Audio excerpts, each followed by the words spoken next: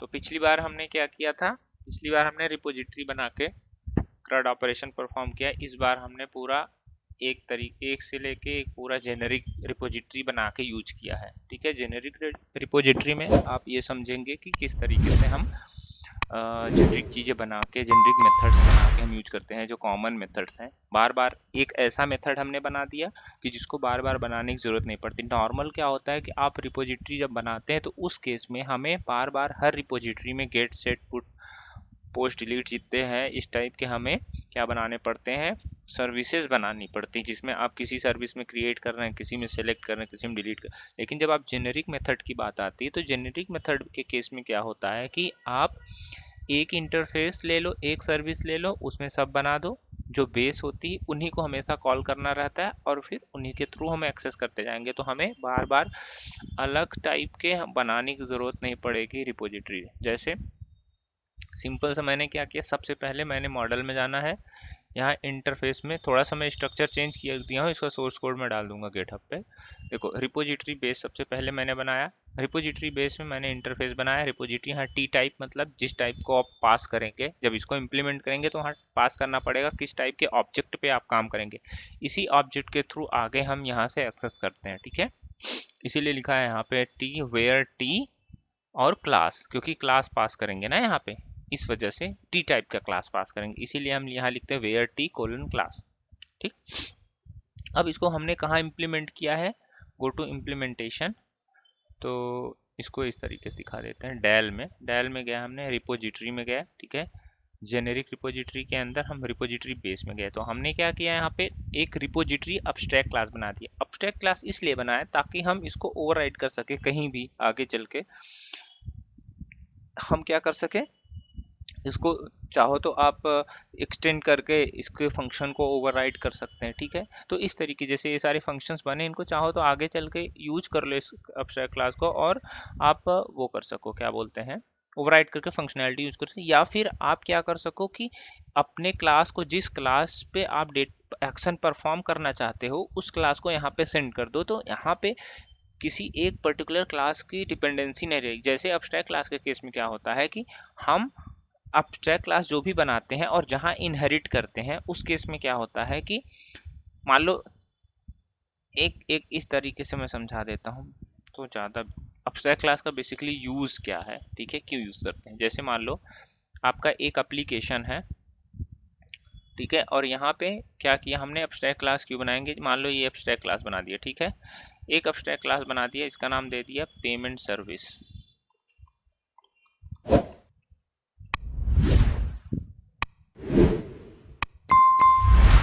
ठीक है, इसका नाम दे दिया पेमेंट सर्विस। इसमें एक मेथड बना दिया हमने, क्या कर दिया हमने, एक मेथड बना दिया। ठीक, अब आगे क्या है कि मान लो मैंने क्या किया कि अब मेरे को इम्प्लीमेंट करना है मल्टीपल इंटरफेसेस, तो इसमें एक पेमेंट सर्विस है। अब मुझे different different payment service implement करना है अपने एप्लीकेशन में, तो हम क्या करेंगे, सबसे पहले मान लो ये एक पेमेंट सर्विस, दो पेमेंट सर्विस, तीन पेमेंट सर्विस। ठीक, यहाँ पे बना दिया, और यहाँ पे आके क्या बना दिया हमने, एक मान लो ऑनलाइन पेमेंट कर दिया, ठीक है, दूसरा कर दिया ऑफलाइन, और तीसरा कर दिया यहाँ पे कैश। ठीक है, तो क्या होगा कि जब भी हम इनके पेमेंट, ऑनलाइन पेमेंट को इम्प्लीमेंट करेंगे तो फंक्शनैलिटी हमारा यहाँ पे अपना खुद का लगेगा, जो लॉजिक हम ऑनलाइन पेमेंट गेटवे में लगाते हैं। लेकिन जो मेथड को क्लास एक्सेस ये होगी, तो ये एक्चुअली इस मेथड को ओवरराइड किया जाएगा यहाँ पे, और उसमें ऑनलाइन लिखा जाएगा। ऐसे ये यहाँ ऑफलाइन में ओवरराइट करेंगे, ऐसे यहाँ पे कैश में ओवरराइट करेंगे। तो क्या हो गया, एक मेथड को हम मल्टीपल प्लेसेस पे अलग अलग तरीके से ओवरराइट। अब इस केस में अगर आप इंटरफेस यूज कर लेंगे तो क्या होगा पता है, अगर आप यहाँ पे इंटरफेस यूज कर लेंगे, जैसे आपने क्या किया कि, एक सेकेंड,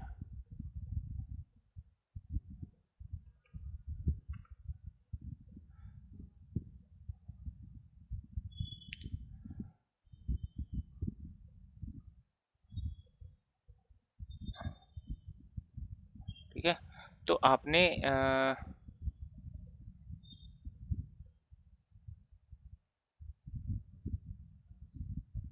ठीक है, आपने क्या किया यहाँ पे, आपने ये जो है ये इंटरफेस यूज कर लिए। ये यहाँ पे लिख देता हूँ मैं एब्स्ट्रैक्ट क्लास और यहाँ पे लिख देता हूँ इंटरफेस, राइट। तो इस केस में क्या हुआ कि मान लो मैंने एब्स्ट्रैक्ट क्लास यूज किया तो ये जितने मेथड हैं ये सब ओवरराइड हो रहे हैं,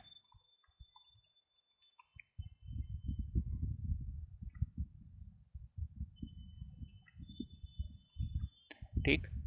बट यहाँ पे जो होगा, यहाँ पे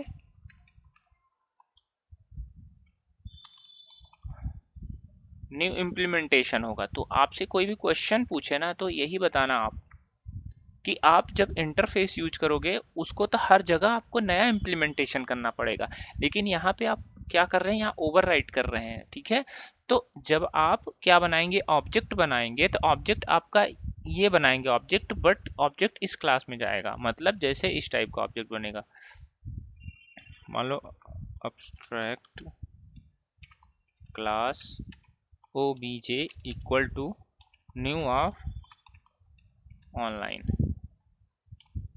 ठीक।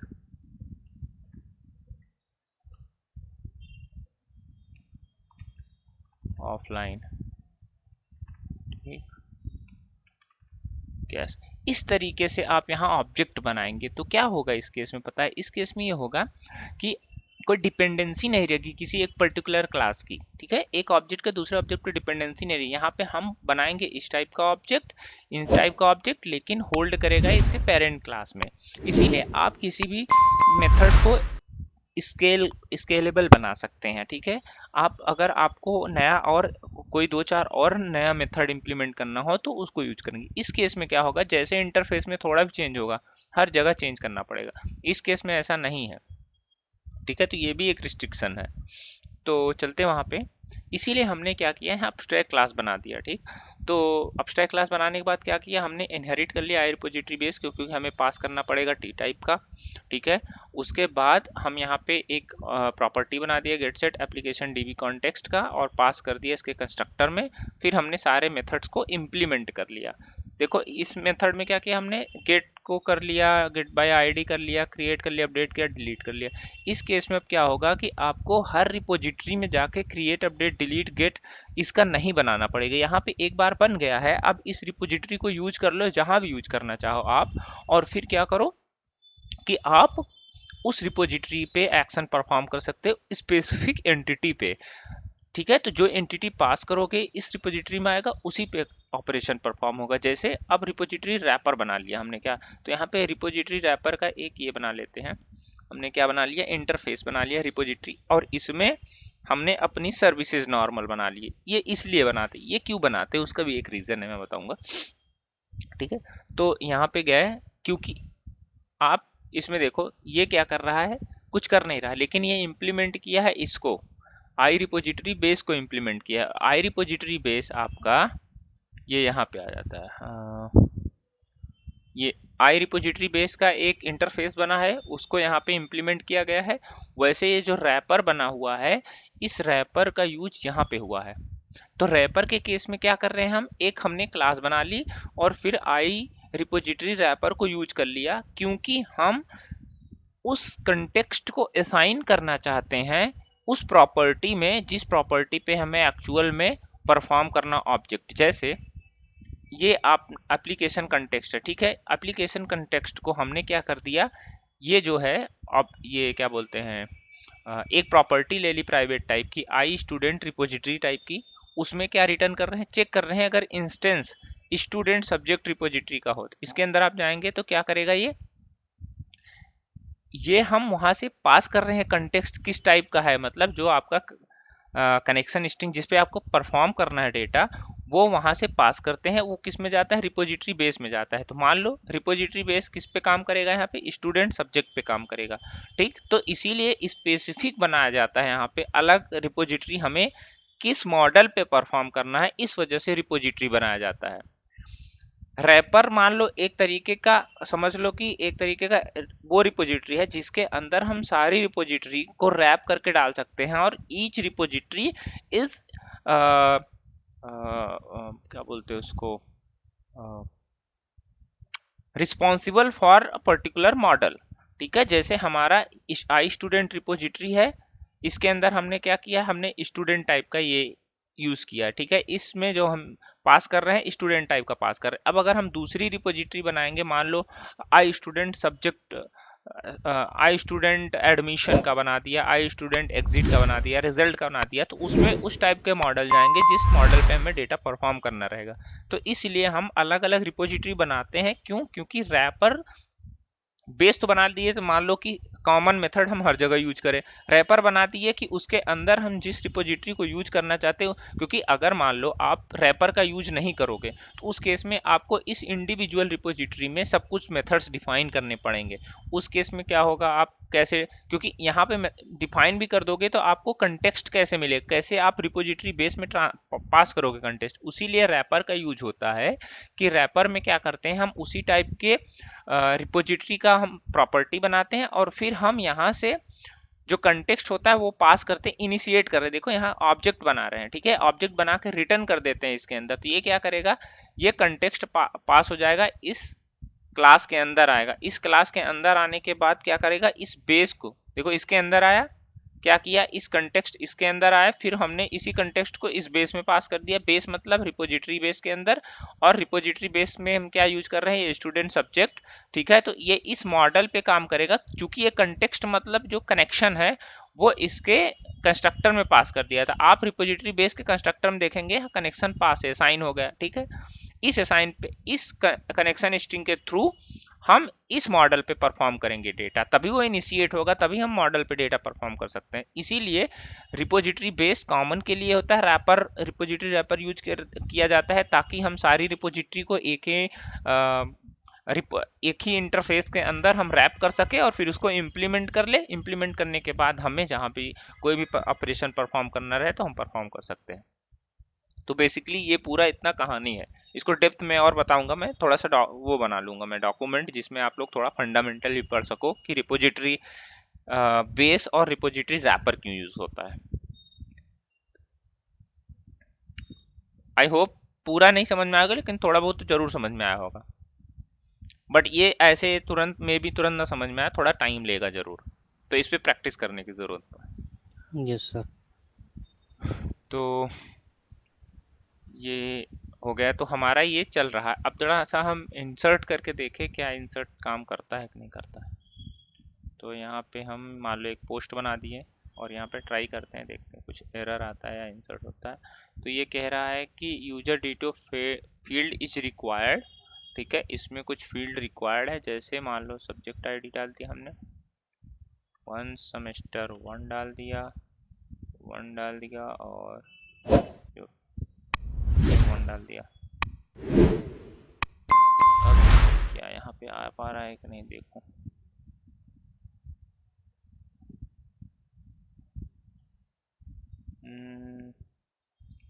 कंट्रोलर के अंदर आते हैं, सब्जेक्ट कंट्रोलर के अंदर आते हैं और ये पोस्ट के अंदर आते हैं। इसमें कुछ रिक्वायर्ड है, जैसे subject ID, student ID, subject ID, ये आईडी, ये यहाँ पे आ नहीं रहा है। वो क्यों आ रहा है, user detail field required, error 40, one और मोर वैलिडेशन अकर्ड। इसका मतलब ये है कि कुछ डेटा जो है वो प्रॉब्लम कर रहा है। Okay, let's stop this.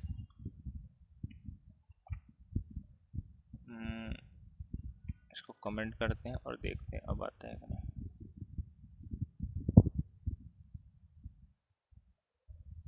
ये देखो, इनवैलिड पोस्ट रिक्वेस्ट हमने ही डाला है, लेकिन वो वहाँ पे कर्सर पे क्यों नहीं आ रहा, वो चीज़ देख लेंगे।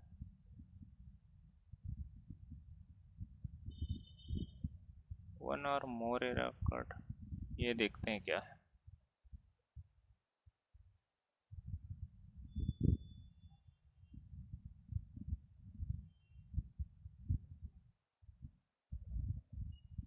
वैलिडेशन तो अप्लाई किया नहीं है हमने इसमें, फिर ये क्यों एरर बता रहा है। अगर हम चाहे, ये तो फ्लुएंट वैलिडेशन है, इसको तो यूज़ ही नहीं किया हमने। सर डिट्यूज में जितना फील्ड्स है यहाँ पे उतना फील्ड्स देना पड़ेगा क्या? किसमें? जो जो डीटीओ में डीटीओज में है बनाए और हैं, जो हाँ। हमारा यहाँ पे है ना, मैपिंग प्रोफाइल की बात कर रहे हो। हाँ। तो हमने क्या कर दिया है कि रिवर्स यूज किया है ना ये। हाँ। तो ये रिवर्स मैप में क्या करेगा कि वो देखो दोनों सेम ही आईडी है। ठीक, हाँ। इसमें क्या है सब्जेक्ट की और ये, और इसमें क्या है डीटीओज में, डीटीओज में भी सेम ही है। ठीक है, एक तो प्रॉब्लम इसलिए हो रही थी कि यहाँ पे मिडिलवेयर इसको रोक रहा है। पहले तो रिक्वेस्ट आ जा रही है, रीड कर ले रहे हैं, लेकिन फिर जब ये नेक्स्ट कर रहा है तो उस केस में ये डेटा रीड करने में दिक्कत हो रही है। इसी वजह से मिडिलवेयर की वजह से ये यहाँ पे नहीं आ रहा था। तो अभी मैंने मिडिलवेयर में क्या किया, कमेंट कर दिया। ठीक, तो यहाँ पे ये चीज़ देखेंगे बाद में कि मैं थोड़ा सा इसमें देखूंगा क्या प्रॉब्लम हो रही है, क्यों नहीं आ रहा है। तो बेसिकली बाकी सब तो ठीक है। यहाँ पे इन्वोक हो रहा है, एक्सेप्शन वगैरह हैंडल होगा, अभी एक्सेप्शन वगैरह यहाँ लॉक कर सकते हैं, बट हर एक रिक्वेस्ट पे रीड कर रहा है। इस चीज़ को यहाँ पे चेंज करना पड़ेगा कि क्या प्रॉब्लम है, वो चीज़ देखना पड़ेगा। फिलहाल ये हमारा चल गया। अब CRUD ऑपरेशन परफॉर्म करके देखते हैं। और ये पहले हटा देते हैं, यहाँ पे DTO यूज कर लेते हैं। DTO user control RR user DTO, इसको ऐसे करते हैं और यहाँ पे चलो रन करते हैं। यहाँ पे मैंने क्या किया, सीधा हिट कर दिया यही चीज़। अब डिबगर में आ गए। यहाँ पे अगर कोई दिक्कत होगी तो एरर बताएगा, नहीं दिक्कत होगी तो सेव हो जाएगा और फिर आपका ओके स्टेटस दे देगा। तो जैसे सेव हुआ, ठीक है, यहाँ पे 200 आ गया हमारे पास स्टेटस कोड। अब हम जरा गेट ऑल करेंगे तो पता चल जाएगा क्या है। अगर इसमें डेटा होगा, कोई डिबगर लगा है, पहले डिबग को डिसेबल कर लेते हैं। तो ये डेटा एक इंसर्ट हो गया इसके अंदर, आप देख सकते हैं ना। तो इस तरीके से हम कैसे रिपोजिटरी बेस, रिपोजिटरी रैपर और रिपोजिटरी पैटर्न का यूज करके हम क्या कर सकते हैं, CRUD ऑपरेशन परफॉर्म कर सकते हैं। अब जैसे मान लो अगर मुझे डिलीट करना हुआ तो ये आईडी पास करनी है 1। ठीक है, अब गेट आईडी भी हम यूज कर लें यहाँ पे। ये इस तरीके से हम यहाँ पे क्या करें, 1 पास कर देते हैं और एग्जीक्यूट करते हैं। तो देखो ये डेटा आ गया। जो डेटा है, इसी डेटा को डिलीट करना है, तो डिलीट करने के लिए क्या करेंगे हम यहाँ पे पहले अपडेट कर देते हैं। मान लो यहाँ पे ट्राई करते हैं और जो हमारे पास डेटा है बेसिकली ये, इसी को यहाँ पे पेस्ट कर देते हैं, क्योंकि पुट में हमें वो डेटा भेजना पड़ेगा ना, जो डेटा को अपडेट करना है। तो 1 है, ये सब स्ट्रिंग में हम लिख दिए, स्ट्रिंग 2, इसमें 1 कर दिए और इसमें कर दिए 2। ठीक है, अब एग्जीक्यूट करें, एरर बताएगा। क्यों? क्योंकि आईडी मिसमैच बताएगी, सेम आईडी यहाँ पे डालना पड़ेगा। एग्जीक्यूट करके देखें तो ये क्या हो गया, ये अपडेट किया, सेमेस्टर 2 अपडेट हो गया। क्योंकि हम जो अपडेट का कोड लिखे हैं वो केवल सेमेस्टर अपडेट करने का लिखे हैं। आप देख सकते हैं यहाँ पे ये देखो, केवल सेमेस्टर अपडेट करने कोड लिखे हैं, इसलिए सेमेस्टर ही अपडेट हुआ। आप जैसे यहाँ पे अपडेट हो गया तो वो डेटा अपडेटेड हमें रिटर्न हो गया, लेकिन हम कंफर्म करना चाहते हैं, एग्जीक्यूट करेंगे। एग्जीक्यूट करेंगे फिर से, तो ये देखो आ गया डेटा। अब इसी को हमें डिलीट करना है। ट्राई करो और 1 करो, देखो यहाँ पर record deleted successfully. Now check again, no data found here. And यहाँ पे भी हम डेटा क्या करेंगे, नहीं मिल रहा है। ठीक है, देखो ये पोस्ट, एक्चुअली पोस्ट में तो एग्जीक्यूट हो गया, वो डेटा चला गया होगा। यहाँ पे दूसरी आईडी आ जाएगी, आईडी 2 आ गई। ठीक है, डेटा, और हम सेम ही चीज अपडेट करने की कोशिश करेंगे तो क्या आएगा, यहाँ पे एरर आ जाएगा। ठीक है, subject ID with ID 1 not found, right.